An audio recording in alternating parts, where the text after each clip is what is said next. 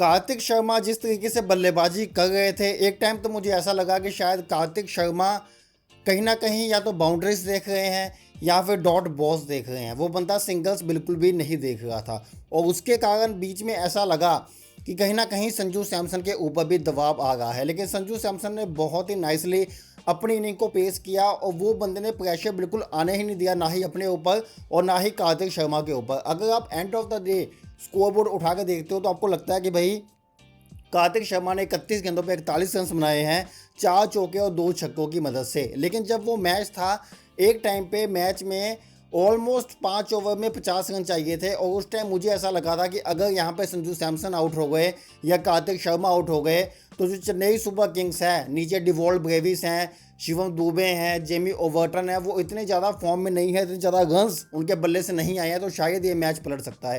लेकिन यहाँ पे तारीफ करनी होगी संजू सैमसन की, जिस तरीके से नटराजन को आड़े हाथों लिया, एक ही ओवर में 18 रन्स बना दिए और उसके बाद मैच में कुछ बचा नहीं था। लेकिन यहाँ पे कार्तिक शर्मा ने 2 back to back batter innings खेली हैं, पिछले मैच में ऋतुराज गायकवाड़ के साथ और इस मैच में संजू सैमसन के साथ। दोनों ही इनिंग्स उस समय आई है जब टीम को लेस देन 170 रन चेस कर गए थे। अब यहाँ पे एडवांटेज ये था कार्तिक शर्मा के पास। मैं ये नहीं कह रहा कि बंदे ने अच्छी बल्लेबाजी नहीं की, मैं ये कह रहा हूँ कि यहाँ पे 165-170 रन चेस करने की बात हो गई थी, 150 चेस करने की बात हो गई थी। तो यहाँ पे कहीं ना कहीं कार्तिक शर्मा को ये कहा गया कि आपने जाना है, विकेट पे प्राइस टैग लगाना है, रन अप बॉल पारी खेलनी है और जो आपका साथी खिलाड़ी है उसका आपको साथ देना है। और कार्तिक शर्मा ने दोनों ही मैचों में बेटर तरीके से परफॉर्म करके दिखाया। लेकिन मुझे लगता है ये टेस्टिंग तब होगी जब यहाँ तो चेन्नई पहले बल्लेबाजी करने के लिए उतरता है या फिर चेन्नई 200 से ऊपर का टारगेट चेस करता है। और जो चेन्नई के आने वाले मैचेस हैं वो एलएसजी के साथ हैं और वो बैक टू बैक 2 मैचेस हैं और चेन्नई कहीं ना कहीं अब अपने आप को काफ़ी ज़्यादा स्ट्रॉन्ग पोजीशन में महसूस करेगा, क्योंकि ट्रैफिक जाम लग चुका है। 12 पॉइंट्स के ऊपर 4 टीमें 12 पॉइंट्स के ऊपर टिकी हुई हैं और चेन्नई 10 मैचों में 10 पॉइंट के साथ अभी नंबर 6 पे मौजूद है। अब हम बात करते हैं इस मैच के बारे में। देखिए, जिस तरीके से मैच स्टार्ट हुआ, दिल्ली के अंदर आज सुबह बारिश हुई थी। बारिश होने के बाद कहीं ना कहीं अक्षर पटेल के माइंड में ये होगा कि भाई ड्यू तो आने वाली है नहीं और पिच जो है ड्राई लग गई है, तो शायद सेकंड इनिंग में बल्लेबाजी करना और ज़्यादा मुश्किल हो जाएगा। तो उन्होंने बल्लेबाजी करने का फैसला लिया। हालांकि मुझे वो समझ नहीं आया कि उन्होंने क्या सोचा, क्या उनके माइंड में आया, क्योंकि दिल्ली की टीम स्टैट्स भी फॉलो करती है। अक्षर पटेल काफ़ी सालों से आईपीएल खेल रहे हैं और भी एक्सपीरियंस प्लेयर्स टीम में मौजूद हैं। तो कहीं ना कहीं उन सबकी बातों को ध्यान में रखते हुए ही दिल्ली कैपिटल ने पहले बल्लेबाजी करने का निर्णय लिया होगा। लेकिन जैसा स्टार्ट मिला दिल्ली कैपिटल को, वो उन्होंने बिल्कुल नहीं सोचा होगा।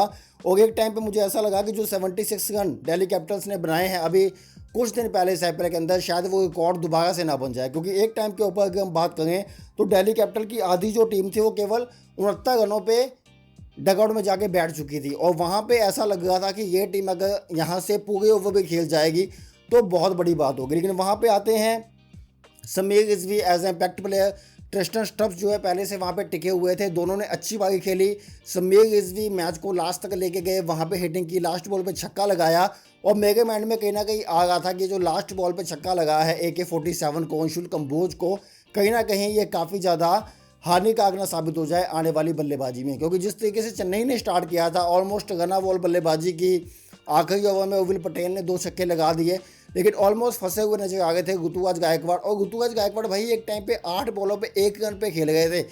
इस आईपीएल के अंदर 120 बॉल्स होती हैं, पावर प्ले के अंदर 36 बॉल्स होती हैं, आपने 8 बॉलों पे 1 रन बनाया। इट मीन्स ऑलमोस्ट 25% बॉल्स आपने जो पावर प्ले की हैं वो डॉट ही खेल दिया। तो यहाँ पे देखना पड़ेगा ऋतुराज गायकवाड़ को कि आने वाले मैचेस में क्या अप्रोच रहती है।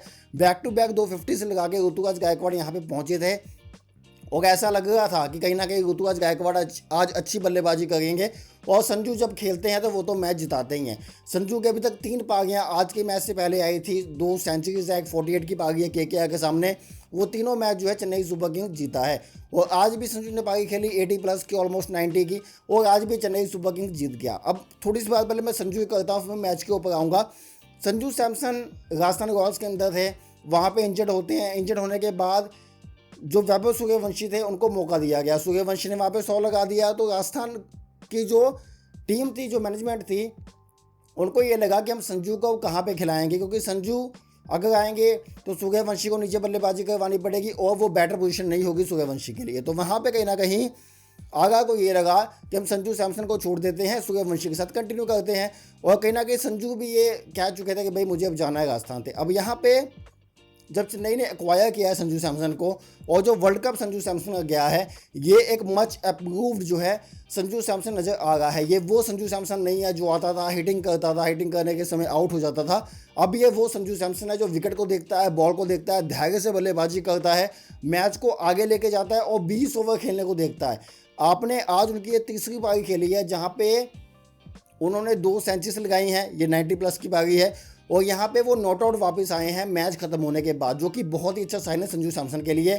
और पूरे मैच के अंदर कोई भी ऐसा शॉट आपको नज़र नहीं आएगा जो आड़ा तिरछा मारा हो। प्रॉपर क्रिकेटिंग शॉट्स खेले हैं, कोई कदमों का इस्तेमाल नहीं, कोई कुछ नहीं, प्रॉपर क्रिकेटिंग शॉट बल्ले के बीच में से, और सभी बल्लेबाजों को टारगेट, सभी गेंदबाजों को जो है टारगेट किया है। और जो बड़े गेंदबाज थे उनको जो है एक्चुअल में टारगेट किया है, चाहे वो कुलदीप यादव थे, चाहे वो टी नटराजन थे जो कि पापले के बाद जो डेथ ओवर होते हैं वहाँ पे गेंदबाजी करते हैं। तो उन्होंने सभी जो गेंदबाज थे उनको प्रॉपर प्रसाद दिया, और कहीं ना कहीं उन्होंने ये दिखाया कि मैं किसी को टारगेट नहीं कर रहा, मैं इनकी कमर तोड़ना चाहता हूँ, ताकि इनमें वो जज्बा बचे ही नहीं कि हम इस स्कोर को बचा सकते हैं। तो संजू के लिए तो यहाँ पे प्रॉपर तालियां हैं। लेकिन जो बात करने वाली है वो बात है कहीं ना कहीं ऋतुराज गायकवाड़ के लिए। ऋतुराज गायकवाड़ अभी चेन्नई की पोजीशन मैं कहूँगा बाकी टीम्स के मुकाबले जो कि लोअर डाउन द है, टॉप 4 टीम में से नहीं है, उसमें से चेन्नई की पोजीशन अभी सबसे ज़्यादा स्ट्रांग है एक और टीम के बाद। और यहाँ पे अभी चेन्नई 6ठे नंबर मौजूद है। लेकिन जो बड़ा एडवांटेज है वो ये है कि चेन्नई को एक मैच जीटी के साथ खेलना है जो कि नंबर 5 पे मौजूद है। अगर चेन्नई जीटी को हरा देती है तो जीटी और चेन्नई के दोनों इक्वल पॉइंट हो जाएंगे। और एडवांटेज ये है कि जो चेन्नई का नेट रन रेट है वो कहीं ना कहीं पॉजिटिव में है और जीटी का जो है नेगेटिव में है। उसके बाद एलएसजी के साथ 2 मैचेस हैं। अगर चेन्नई वहाँ पे मुझे लगता है कि दोनों मैच तो जीतने ही चाहिए, लेकिन इतना आसान नहीं रहेगा। निकोलस पूरन अपना फॉर्म दिखाएंगे, ऋषभ पंत थोड़ा फॉर्म दिखाएंगे, क्योंकि उन्हें भी है कि भाई जाते जाते 1-2 मैच तो जीत के जाएं, तो वो भी अपना जोर लगाएंगे। लेकिन कहीं ना कहीं जो चेन्नई के मैचेस है वो मच लोअर टीम के साथ हैं, और जो डीसी के मैचेस है वो मच हार्डर टीम के साथ है जो टॉप ऑफ द टेबल इससे मौजूद है। तो चेन्नई के चांसेस काफ़ी ज़्यादा ब्राइट नजर आते हैं। लेकिन उन चांसेस को भुनाने के लिए ऋतुराज गायकवाड़ को अच्छी बल्लेबाजी करनी पड़ेगी और संजू सैमसन को थोड़ी कंसिस्टेंसी लानी पड़ेगी, क्योंकि यहाँ पे ऑलमोस्ट 10 मैच खेल चुके हैं। 10 मैच में से 4 मैचों के अंदर मैच विनिंग नॉक्स आई हैं, लेकिन बाकी 6 मैचों के अंदर स्टार्ट भी नहीं लिया है। इट मीन्स के सिंगल डिजिट स्कोर के ऊपर ही संजू सैमसन आउट हो गए हैं। तो संजू सैमसन का एक डिफरेंट इशू है कि अगर वो खड़े हैं तो फिर लास्ट तक खड़े हैं, आउट हो गए हैं तो बहुत ही जल्दी आउट हो गए हैं। और ऋतुराज गायकवाड़ का ये है कि 2 ही पारियां आई हैं, एक विनिंग कॉज में, एक लूजिंग कॉज में। और ऋतुराज गायकवाड़ का बल्लेबाजी ना करना एक बहुत ही बड़ा डाउन फैक्टर है चेन्नई सुपर किंग्स के लिए। यहाँ पे महेंद्र सिंह धोनी इस टीम में नहीं आ सकते, क्योंकि जब तक चेन्नई के चांसेस अलाइव हैं प्लेऑफ्स में जाने के लिए, तो धोनी इस टीम में आके टीम का कॉम्बिनेशन खराब कतई नहीं करना चाहेंगे। और धोनी का इस टीम में अभी आना मुझे लगता है नहीं बनता, क्योंकि अगर वो इस टीम में आ भी जाएंगे तो विकेट कीपिंग करेंगे, विकेट कीपिंग संजू सैमसन अच्छी कर रहे हैं, और बल्लेबाजी में वो टच इस उम्र में आना काफ़ी ज़्यादा मुश्किल है। नीचे से हिटिंग करनी है तो आपके पास और खिलाड़ी मौजूद हैं। तो मुझे धोनी अभी खेलते नजर नहीं आते अनटिल अनलेस चेन्नई का जो क्वालिफिकेशन सिनेरियो है वो बिगड़ जाए। तो यहाँ पे ऋतुराज गायकवाड़ जो सेकंड मोस्ट सीनियर खिलाड़ी हैं इस टीम के अंदर, उनको यहाँ पे परफॉर्म करना पड़ेगा, क्योंकि अब जो है बिजनेस एंड आ चुका है आईपीएल का।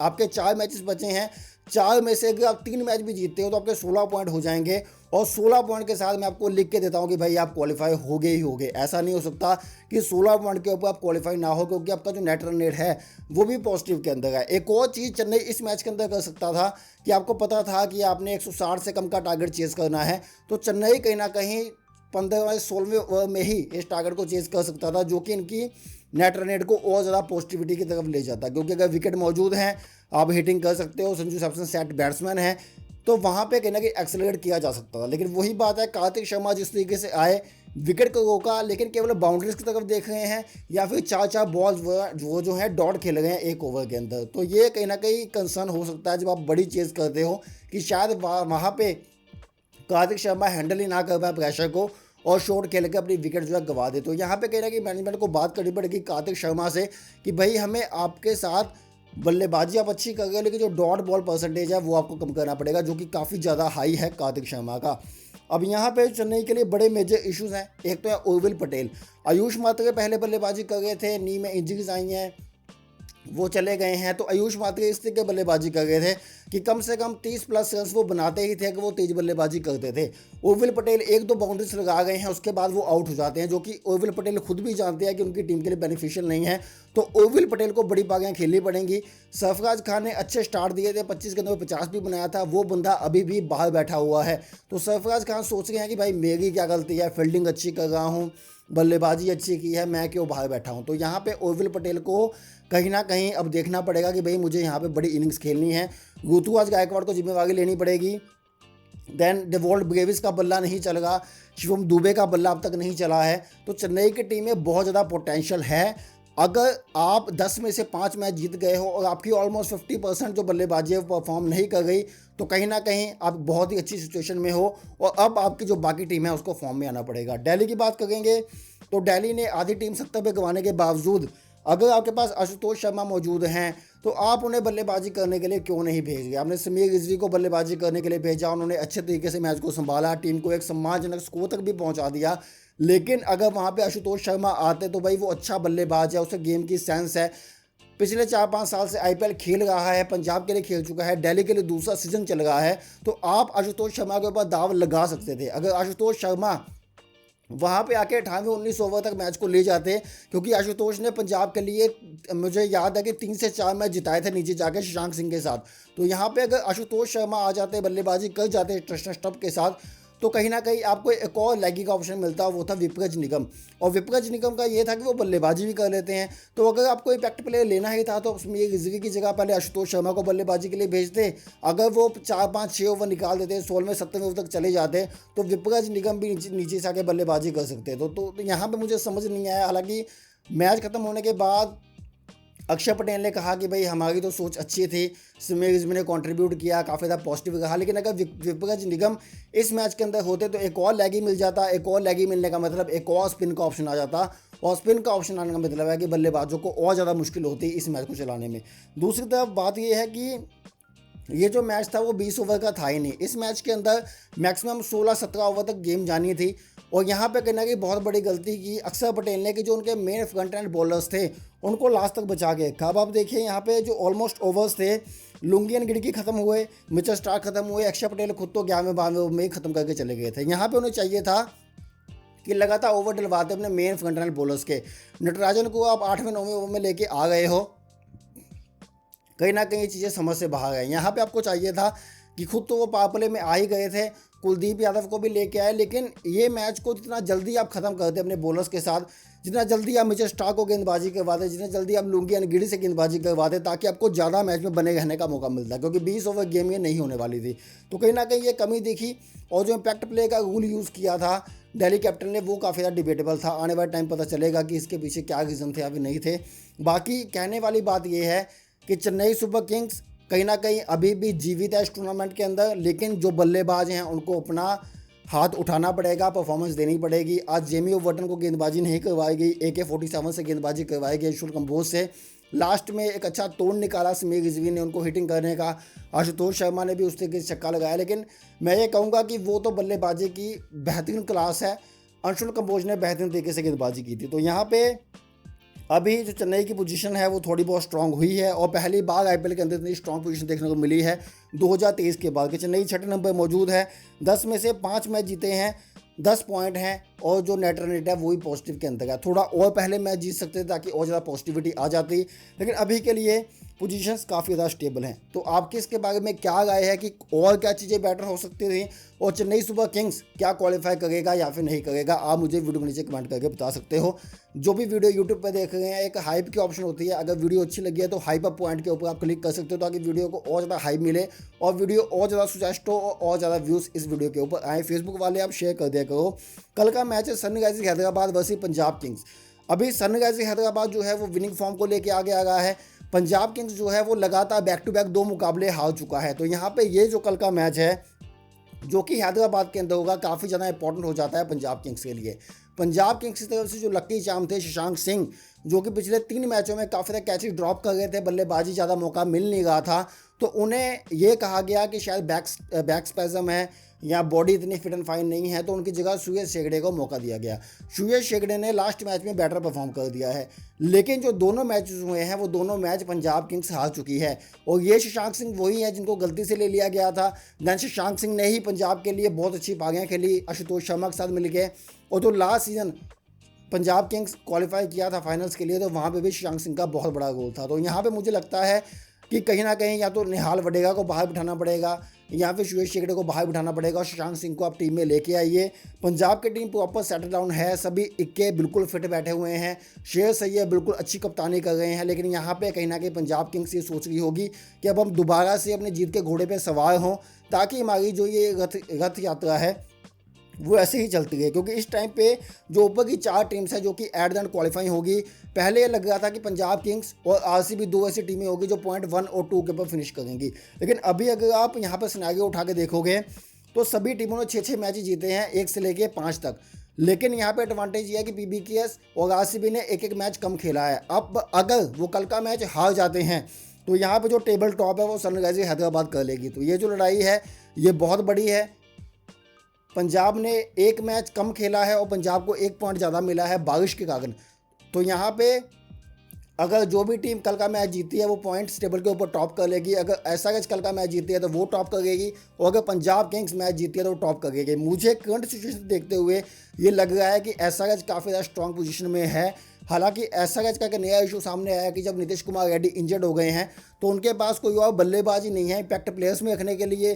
केवल लिविंगस्टन आपके पास मौजूद है जिसको आप खिला नहीं सकते क्योंकि आपके ऑलरेडी 4 ओवरसीज़ खेल गए हैं। तो ये एक बड़ा ब्लंडर कर दिया है सनराइजर्स हैदराबाद ने, जिसे अब ठीक नहीं किया जा सकता। अगर कोई इंजरी कंसर्न है या कोई एक्स्ट्रा प्लेयर की जगह है तो आप ले सकते हो किसी इंडियन बल्लेबाज को, लेकिन अभी के लिए तो ये बड़ा ब्लंडर हो चुका है। Nitish Kumar fit and fine हो, इस टीम में जुड़ जाएं तो एक बेटर ऑप्शन बन जाएगी। और यहाँ पे कहीं ना कहीं मुझे लगता है कि सनराइजर्स हैदराबाद काफ़ी ज़्यादा स्ट्रॉन्ग आएगी और वो कोशिश करेगी कि हम किस तरीके से पंजाब किंग्स को पकड़ें और यहाँ पे टेबल के अंदर टॉप करें। तो आपको क्या लगता है कि कल पीबीकेएस कल वापसी कर सकती है या फिर सनराइजर्स हैदराबाद ही कल का मैच जीतेगी? आपकी जो भी राय है मुझे वीडियो के नीचे कमेंट करके बता सकते हो। वीडियो यूट्यूब पे देख रहे हो, हाई पॉइंट्स दे सकते हो, चैनल को सब्सक्राइब कर सकते हो, वीडियो को लाइक कर सकते हो, फेसबुक वालों एक शेयर कर दिया करो ताकि वीडियो ज़्यादा लोग तक पहुँच पाए। और ऐसे ही क्रिकेट अपडेट्स के लिए क्रिक बुक के साथ जुड़ सकते हो। धन्यवाद।